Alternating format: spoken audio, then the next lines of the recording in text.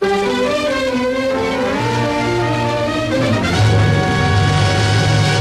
Jack Benny Program.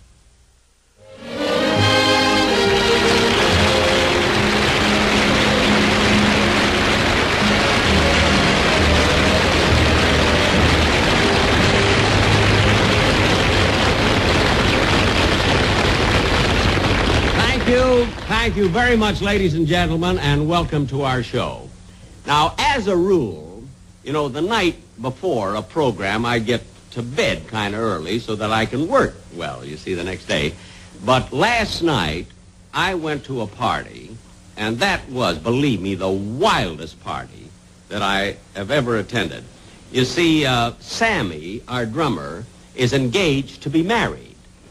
So the rest of the boys in the orchestra threw a bachelor party for him. Now, I've been to parties where, you know, everybody brings a gift or brings his own food, you see. But this is the only party I ever went to where everybody brought his own bartender. Now, personally, I thought that this was ridiculous because when we sat down to dinner, now, our first course, we had vodka consomme, and then we had a salad. We had hearts of lettuce with a rum dressing. And then for our main course, we had Mexican chicken stuffed with tequila. And then some of the boys wound up with chopped liver. Not to eat, that was their condition. Now, at exactly 12 o'clock, midnight, they all raised their glasses to drink a toast to Sammy, see, because of his engagement. And then they turned out the lights, and they brought out a huge cake. And just as Sammy was about to cut the cake, out jumped a girl and immediately went into a striptease. You see, and everybody applauded, of course, everybody but Sammy. He was furious, you know. Not that Sammy's a prude or anything, but it seems that the boys accidentally hired the girl that Sammy's going to marry.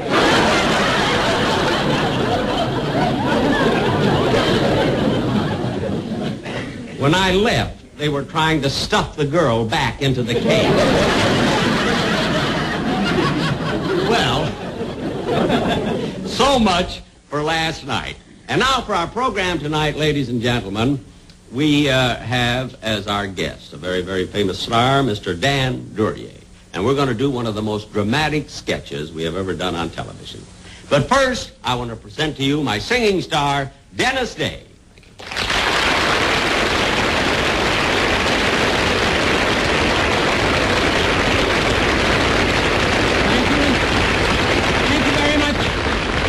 Thank you, ladies and gentlemen, but I'm not going to be on the show tonight. So long, folks. Dennis, come back here. What'd you just say? I said I'm not going to be on the show tonight. Why not? Because you gave Dan Duryea the star dressing room, that's why. Well, of course I gave him the star dressing room. Dan Duryea is the star of his own television show. He's been a big hit on the Broadway stage. He's made hundreds and hundreds of great movies. Gee. Well, I thought you'd be impressed. Yeah, it makes you look like nothing.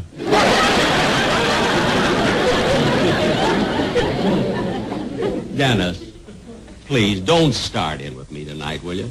Now, why don't you go to your dressing room, get made up, and let me finish my monologue? Oh, no, not me, brother. My mother came to the studio with me, and when she heard you gave the star dressing room to somebody else... your mother. I think she's smart because she helped build the freeway.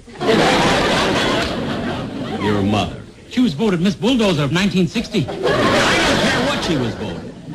And look at Dennis, Dan Duryea gets the star dressing room, and that settles it. And let me tell you something. Dennis, what is that? What's that noise out there?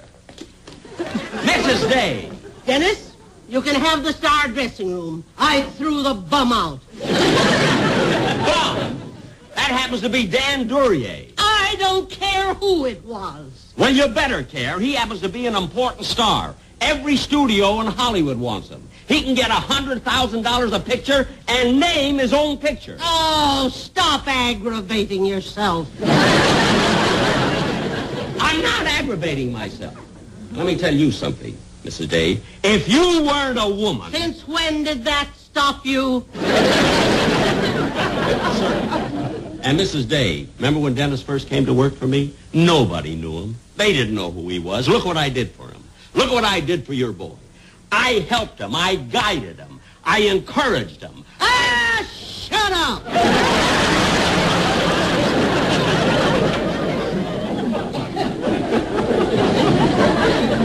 Mrs. Day, look, we've got a play to do.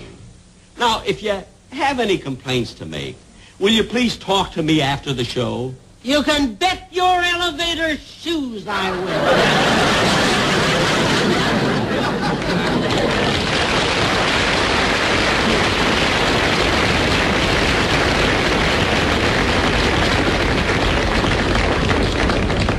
Oh, Don, you can go, too.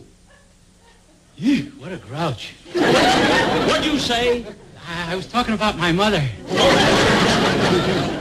Oh, Don Wilson, will you set the scene for our play, please? Ladies and gentlemen, for our feature attraction tonight, the Jack Benny Players present an original spine-tingling melodrama that takes place in a roadside hamburger joint entitled Death Across the Lunch Counter, or He Died Sunny Side Up.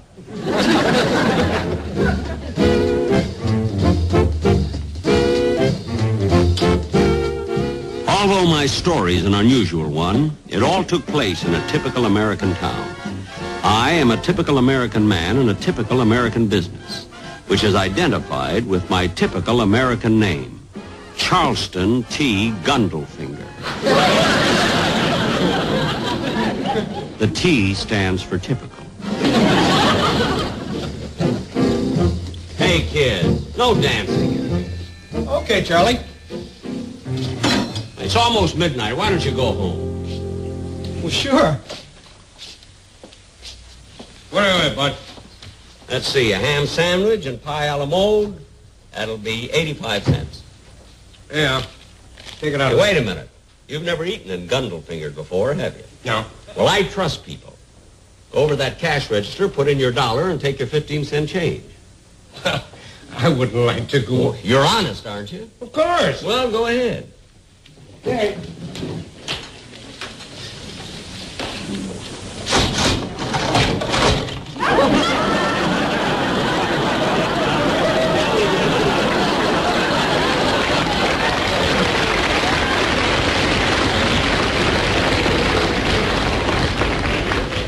I should have told you not only have to be honest, you got to be fast, too. Yesterday, I went to the bank and I deposited $93 and 8 fingers. Better luck next time. Yeah. Suddenly, I found myself alone and a little frightened. It was exactly the same kind of a night 2 weeks ago when the warehouse was robbed and the night watchman was shot. It wasn't quite midnight, but I decided to close up and go home.